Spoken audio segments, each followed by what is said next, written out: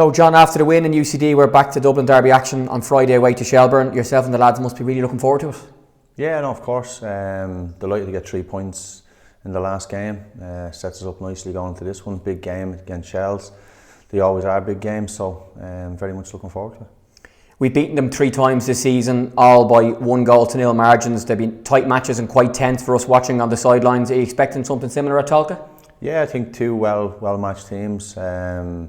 They've got some good players in their team that can cause you problems. I think they've caused us problems throughout the games we've played previously, as have we caused them. So it's been very, very close, as you say. 3 set plays, if I'm right. So it shows you the importance of set plays in the game, and what they can do for you and can do for you, should I say.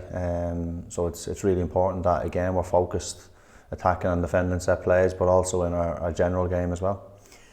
We're into the last series now, so you've seen every team live 3 times against them and you have video evidence to watch back the games. Is that something yourself and the staff do? Like, will you have watched all 3 Shells games back preparing for this one?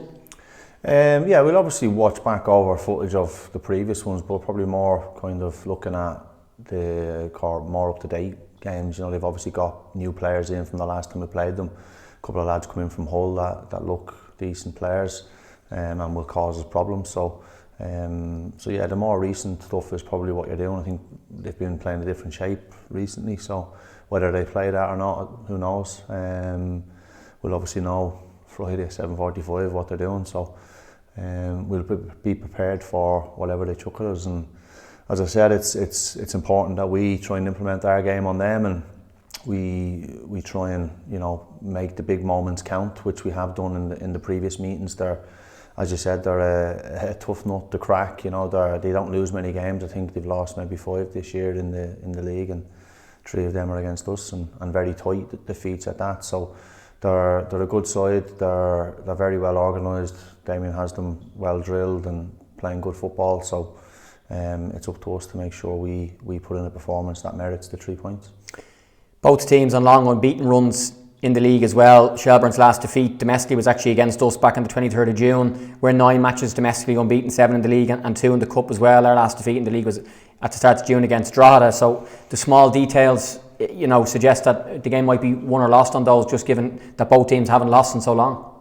Yeah, well, I think as I said, they're a very good organised team. They've got some good experience in their team as well. Obviously we had Paddy here last year who's playing for them. He's done really well.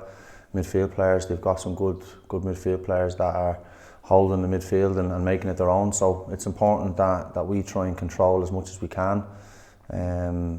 We obviously have to be prepared for everything that they could possibly do. As I said, they've been playing a different shape in recent times.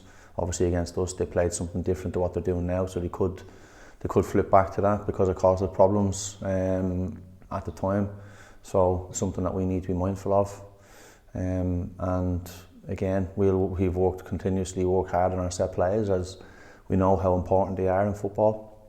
And it's proven over these fixtures against Shells with 3 set plays being the difference. Yeah, our winner last time against UCD as well. A great corner and a great header by Joe Redmond. It's also, John, the second best attack in the league. St Pat's with 50 goals scored against the best defence in Shells with 19. And I suppose the 3 games he's played, all being 1-0, probably bear that out a little bit. So again, it's the small bits, the set pieces. A piece of magic from Jake in the last game, for example, could decide it for either way.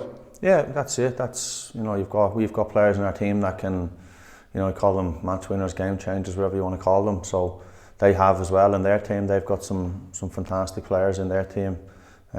Looks at Jack Moylan and Harry Wood, obviously coming from Hull. Jarvis as well. They look a good threat. So look, it's one of those, isn't it? It's going to be a fantastic atmosphere. I think they always are when we play each other, home or away. The crowd is always well up for it. Both sets of fans are always very loud and make it a fantastic atmosphere to play in and to be involved in, and it's something that we're really looking forward to. And I'm sure it's going to be a tough game and one, as I said, we're prepared for. Yeah, on the atmosphere, we've sold over 1,000 of our away tickets. There'll be a few left between now and when this goes out, but certainly by kick-off on Friday, it'll be sold out. And great scenes last time there when Sam scored his first senior goal, the winner in front of the Pats crowd, and nice scenes at the end too. But the derbies in all the 4 stadiums in Dublin, when the away ends are packed and the home ends are packed as well, they're fairly special to be involved in, and at times difficult as a coach to maybe get your message across. Yeah, it can be very loud, which is what you want. It's the atmospheres you want to be involved in. It's great. It's great for the league. It's great for the clubs to have that support. Both clubs are very well backed, very well supported, and you'll see that again on Friday night. And as I said, it's one that we're hoping to try and come out on top of if we can. It's a big game. I know I've heard Damien say it in his interviews about cup finals, and he's spot on. It is. Every game now is so big coming to the business end of the season, and it's important that we try and come out with the 3 points. By hook or by crook, it's trying to get that 3 points and make sure that we keep the wheels rolling on it. Yeah, just on that, on the context of where the league is at heading into the final series now, we're already a game in. We know where we are and where the others are as well, both above and behind us, but it's our only league game now for 3 weeks with the international break and then the Finn Harps Cup game as well, so it would be nice to try and pick up 3 points if possible with a big break 3 weeks before the next league match. Yeah, it is. It's just trying to go into the international break with a victory that, as you said, you're going into that break then in a positive light. It makes the time off, obviously playing that little bit easier because you're not dwelling on what could have been. So it's really important that we match their energy, match their work rate, and hopefully the little bits of quality, as you spoke about earlier, are coming out on our side. And just lastly, I think I'm right in saying that 𝗤𝗏𝗃𝗪 is the only long-term injury concern, and again, as a coach, manager, having an almost fully fit squad to choose from is a good place to be at the business end of the season, even though you have to make difficult decisions about both the team, the bench, and those who don't make the matchday 20. Yeah, well, Axel is still Axel's back training now. I think a couple of weeks, so he's probably this game's probably just too soon. But yeah, it does. It gives you. It's great. It's great. It's great to have everybody to choose from, everybody available. I'd imagine on the playing side of things, it's frustrating for them because everybody wants to play. You can only pick 11, and as you said, then even the bench then becomes more of a headache when you have 3 or 4 injuries.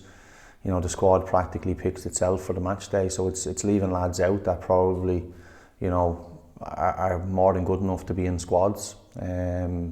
But I think there's always kind of a reason and method to it, and it's not just a case of somebody's left out for no reason at all. There's always probably the dynamics of the bench, the dynamics of what's on the pitch, and where you can use the players that are maybe coming off the bench. So it's unfortunate for the ones that have missed out recently, and they just need to continue to work hard.